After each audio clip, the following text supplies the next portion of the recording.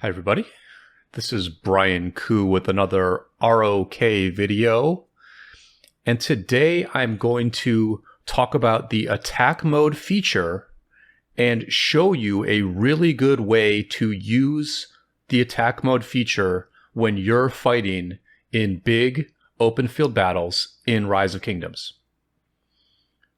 So first, let me just go ahead and show you how we're going to activate attack mode.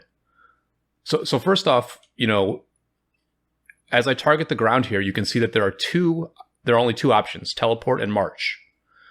Now to activate attack mode, you need to go into your settings, you go to customization, and you scroll about halfway through these customization options, and you get to this attack march option.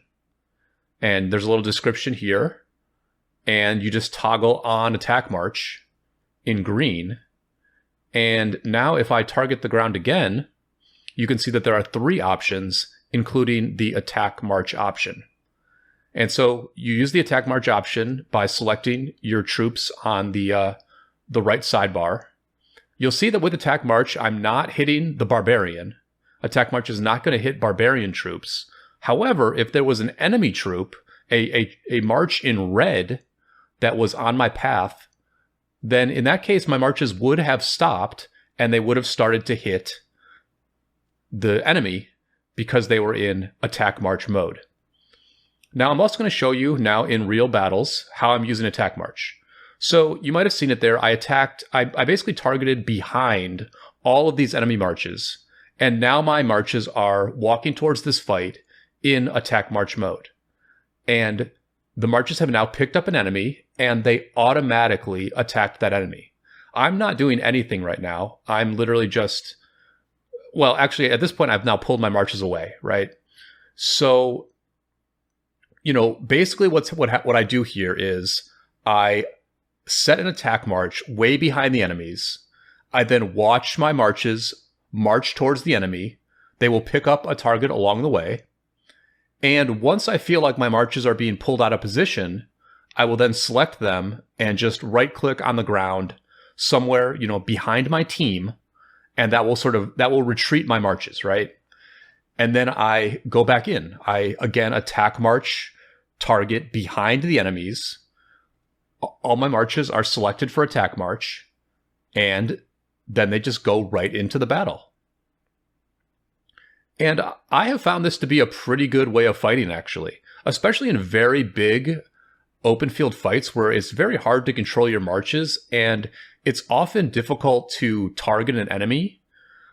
In those situations, I really found attack march pretty good. Here you see I'm getting a little bit better at it, right? I'm not retreating as far. I'm retreating and then instantly targeting again behind the enemy and getting some good attack march action going. And, the nicest thing about attack march is that it just automatically attacks enemy. Like, as soon as your march encounters an enemy or is close to an enemy, it will immediately attack that enemy. And so in these big open field fights where there's a lot of lag and, marches are not always where you think they are, attack mode is pretty good because it will just automatically attack an enemy. Whereas if you're just doing things by hand, if you're just clicking on, right-clicking on enemy marches or trying to circle target enemy marches, sometimes your troops will just stand there and not do anything because, you thought you were targeting an enemy, but what you're actually doing is just targeting the ground. And so sometimes you'll have, marches that are just literally on the front line of the fight, standing there doing absolutely nothing. And so attack march does remove that one weakness of fighting in dot mode or fighting, very actively with a lot of quick clicking, is that at least with attack march, you never have that problem of your marches just standing still, not doing anything. Now, the best situation for using attack march is when it's a very even fight and it kind of goes back and forth in the same spot.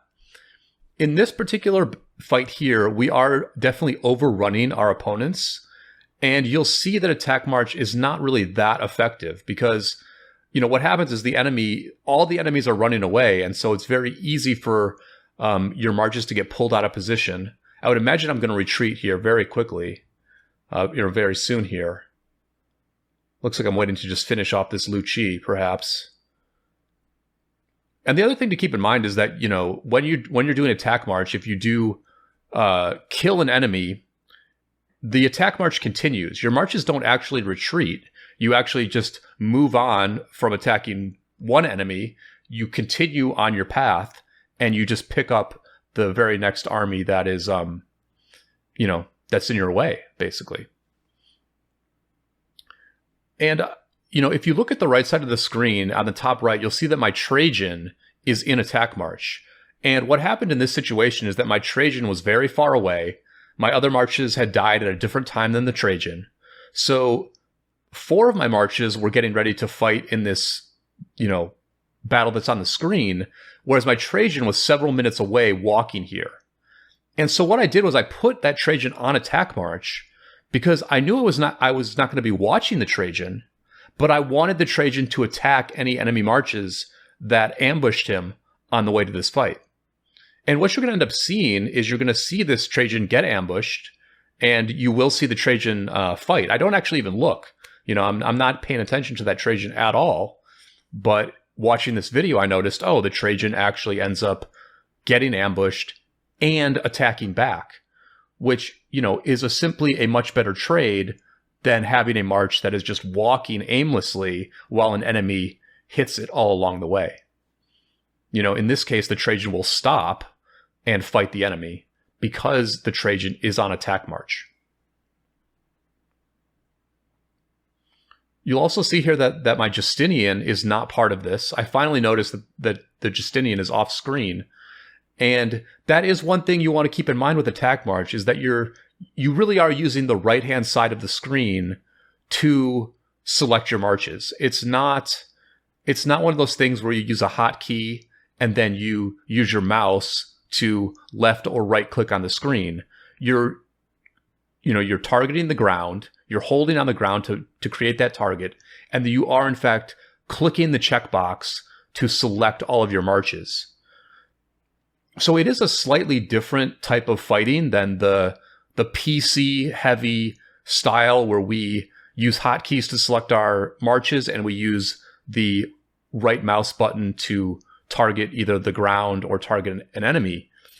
And I think that attack march is really, really good for people who are still using mobile devices, or for people who don't like using dot mode, or even for content creators like myself who actually want to get some footage of the actual graphics of Rise of Kingdoms, rather than fighting endlessly in dot mode where, we get to fight very well, but the actual video footage we get is pretty boring, right?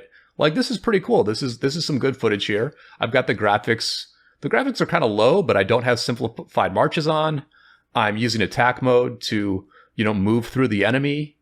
And so I'm able to, videotape some pretty good action with some animations that would otherwise be distracting because attack mode is doing a lot of the work for me. And you will notice that my Trajan has died. The Trajan was ambushed. I did not notice it, but because the Trajan was on attack march, at least it was able to do some damage to whatever enemy jumped him. Now, overall, I do think that attack mode is probably not as powerful as just actively managing your marches in dot mode. I think the nice thing about dot mode is that you can, first of all, you can select what march you're targeting. And especially with the new troop type icons, you can sometimes focus fire a target with some of your teammates by saying like, hey, let's all attack this archer that's right in front, or whatever it may be. And, you do get a little bit more precise movement, I would say, with dot mode. You're making more individual decisions when you fight in dot mode. But for the amount of effort that dot mode requires compared to the very low amount of effort that attack march requires, where attack march is literally like you just select a point on the ground, your marches walk that way, you watch them fight, and once you decide one or multiple marches are out of position, you then move that march away, right? So I think dot mode is going to work for very big fights, And I think for some people, I'm sorry, attack mode is going to work for very, very big fights. And I think for some people, attack mode will be their preferred way of fighting. For myself, I believe that I will probably alternate between the two. I think sometimes I will use attack mode, one, to get quality footage, and two, because when battles are big enough, I actually think dot mode is the optimal way to fight. But I think I will mix in plenty of dot mode fighting as well, especially when, you know, the battle lines are not static. When one team is pushing the other team back, I will probably switch to dot mode and do that sort of micromanagey type of fighting that, you know, is really impossible to do if you're actually using the graphics of the game, right? Like, if you look at this situation that we're in now, like, there's just no way to fight well in this situation without, you know, either going into dot mode or at least simplifying the graphics. It's really only Attack March that allows me to get this sort of quality footage while still doing a good job in this fight. You know, my marches have stayed out for a long time. We've seen my marches, you know, unload some pretty good damage on the enemy. And all I'm doing is I'm just sending my marches in via attack mode or attack march. And then once I feel like they're out of position, I just retreat them and send them back in. So I hope this is helpful for people out there considering using the attack march feature in their future battles. Be sure to throw a like on the video if you've enjoyed this content. Subscribe to the channel if you haven't done so already. And until next time, I will see you all on the flip side.